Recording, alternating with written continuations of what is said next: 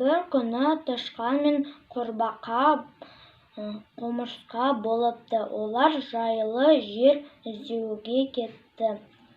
Бір күні олар келе жатып, шалшық су көреді. Мына жерде қандай сасық, дейді. Ал көк құтан ашуланып, мына жерде күшті емес пе? Майлы су. Мына жерде маған жұмсақ, мына жерде маған ұнайды. Сөйтіп олар қашады. Сөйтіп олар келе жатып, шөлге барады.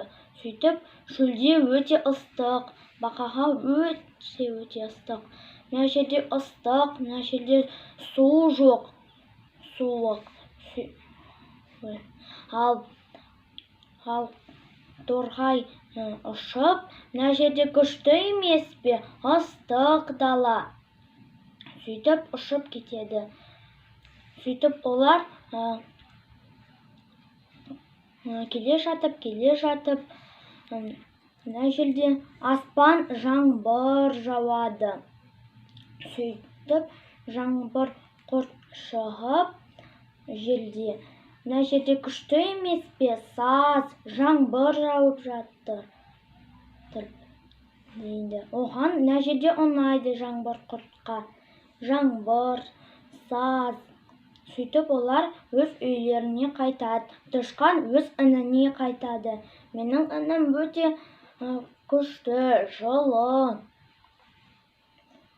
Ал құмырсқа өз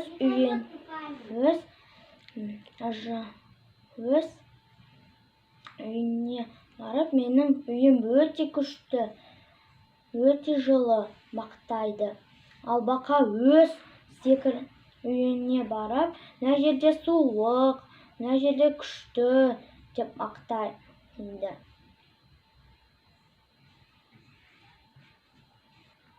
Дүниедегі жайлы қоныс әркімнің өз мекені.